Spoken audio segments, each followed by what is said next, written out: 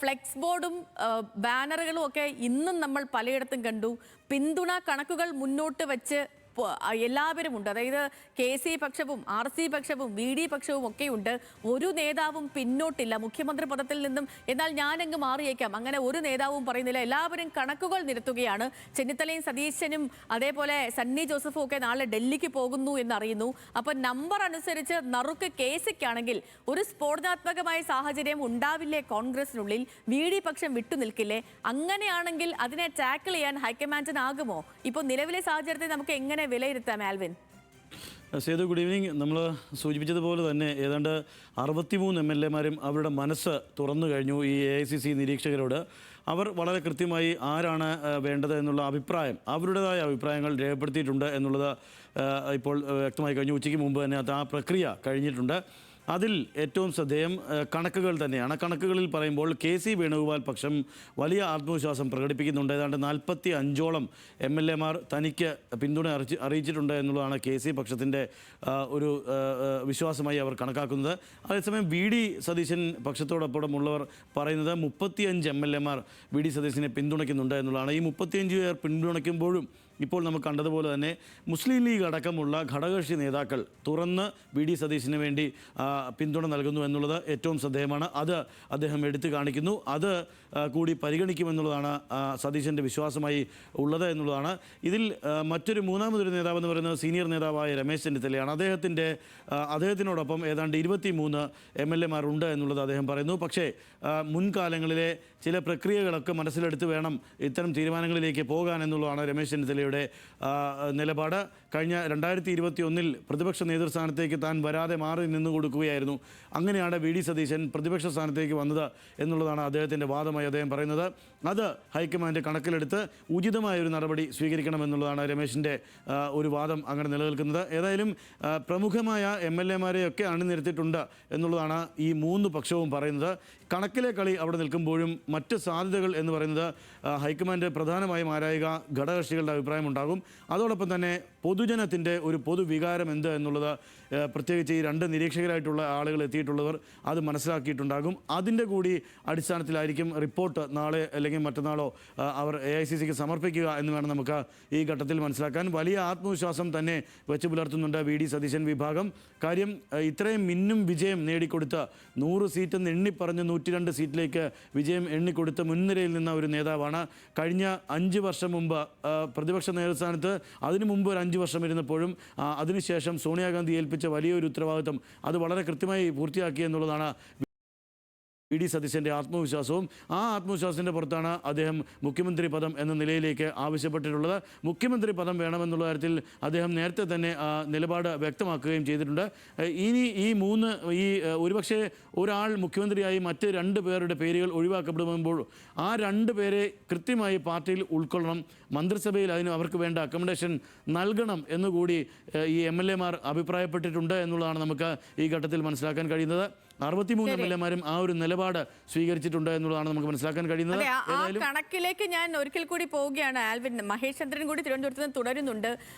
മഹേഷ്, ഇപ്പം ആൽവിൻ പറഞ്ഞു നിർത്തിയതിൽ നിന്ന് ഞാൻ ഒരിക്കൽ കൂടി വരികയാണ്. ഇപ്പം ഈ എല്ലാം കണക്കുകളാണല്ലോ. 48, 35, 23. KC പറയുന്നു എനിക്ക് 48 പേരുടെ. ഇപ്പം തുടക്ക സമയത്തൊക്കെ നമ്മൾ കേട്ടത് ഈ മൊത്തം 63 എന്ന് പറയുന്ന ആ ഒരു മാന്ത്രിക സംഖ്യക്കുള്ളിൽ 50-ൽ പരം 50 52 പേരുടെയൊക്കെ പിന്തുണയുണ്ടെന്ന് ആദ്യമൊക്കെ പറഞ്ഞു കേട്ടിരുന്നു. പക്ഷേ ആ കണക്ക് 50-ൽ നിന്നും ഇറങ്ങി 48 ആയിട്ടുണ്ട്.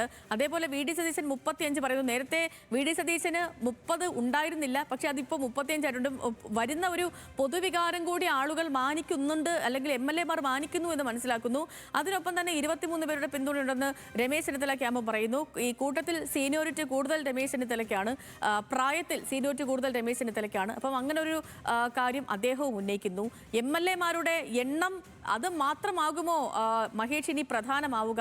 ഹൈക്കമാൻഡ് നിരീക്ഷകർ ഇന്നിപ്പോൾ മടങ്ങുകയാണല്ലോ. എന്താണ് ഇപ്പോൾ നമുക്ക് ഒരു ഗ്രൗണ്ടിൽ നിന്ന് മനസ്സിലാകുന്ന കാര്യങ്ങൾ? സേതു MLA-മാരുടെ അവരുടെ പിന്തുണ മാത്രമാകില്ല മാനദണ്ഡമെന്ന് ഉറപ്പാണ്. ഇക്കാര്യത്തിൽ MLA-മാർ ഏറ്റവും കൂടുതൽ പിന്തുണയ്ക്കുന്ന KC വേണുഗോപാലിനെയാണെന്നാണ് പൊതുവെ അറിയാൻ കഴിയുന്നത്. കാരണം ഇവിടെ ഈ MLA-മാർ സംസാരിക്കുമ്പോൾ ഒറ്റക്കൊറ്റയ്ക്കാണ് അവർ സംസാരിച്ചത്. അവരുമായി സംവദിച്ചത് ACC നിരീക്ഷകരായ അജയ് മാക്കൻ അടക്കമുള്ള നേതാക്കൾ മാത്രമാണ്. അവർ മൂന്ന് പേർ മാത്രമാണ് പങ്കെടുത്തത്. അത് VD സതീശന് താല്പര്യ വിരുദ്ധമായിട്ട് ദീപക് ദാസ് മുൻഷി കൂടി ആ യോഗത്തിൽ പങ്കെടുക്കുകയും ചെയ്തു.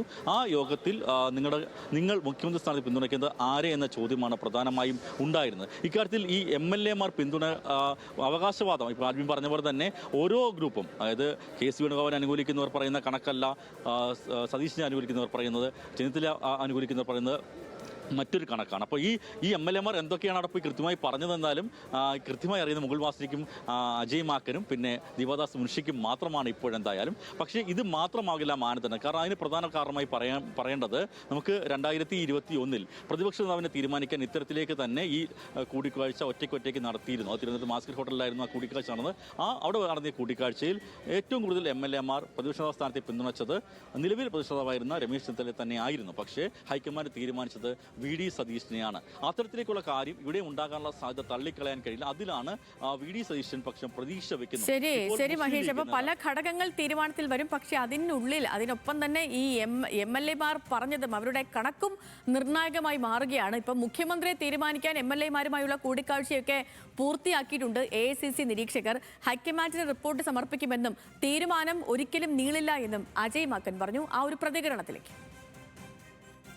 One by one we have met all the MLAs, and before that we had a legislative party meeting, and one line resolution was passed authorizing the Congress leadership, Congress president to take a decision on behalf of the Congress MLAs.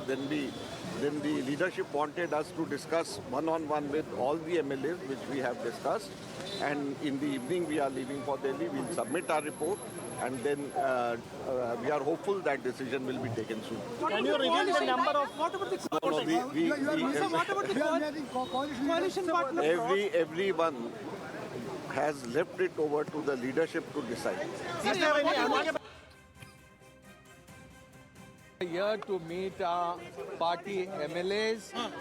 The meeting went on very well. The first item which the Congress legislators decided was to unanimously pass a resolution which was moved by the KPCC president and seconded by the CLP leader to authorize Congress president to decide on who should be the CLP leader, and it was adopted unanimous. Yes, Ajay മാക്കനും അതേപോലെ തന്നെ മുകുൾ വാസ്നിക്കും രണ്ടുപേരുടെയും പ്രതികരണമാണ് നമ്മൾ കേട്ടത്.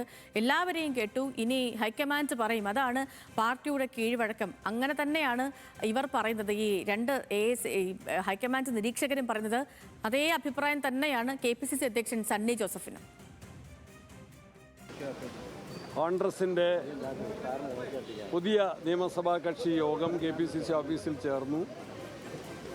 MLA-മാരായി തിരഞ്ഞെടുക്കപ്പെട്ട 63 പേരും പങ്കെടുത്തു. AICC നിയോഗിച്ച 2 ഒബ്സർവർമാരും AICCയുടെ കേരളത്തിൻ്റെ ചുമതലയുള്ള ദീപദാസ് മുൻഷിയും ഒബ്സർവർമാരെ അജയ് മക്കനും അതുപോലെ തന്നെ മുകുൾ വാസ്നിക്കും യോഗത്തിൽ സംബന്ധിച്ചു. ആ യോഗം ഐക്യകണ്ഠേന കോൺഗ്രസ് പാർട്ടിയുടെ പാർലമെൻ്ററി പാർട്ടി ലീഡറെ നിശ്ചയിക്കാൻ AICC പ്രസിഡന്റിനെ ചുമതലപ്പെടുത്തുന്ന പ്രമേയം പാസ്സാക്കി. ആ പ്രമേയം KPCC പ്രസിഡന്റ് എന്ന നിലയിൽ ഞാൻ അവതരിപ്പിച്ചു. നിലവിലെ പ്രതിപക്ഷ നേതാവ് VD സതീശൻ ആ പ്രമേയത്തെ പിന്താങ്ങി. ഐക്യകണ്ഠേന ആ പ്രമേയം പാസ്സായി. അത് AICCക്ക് നൽകിയിട്ടുണ്ട്.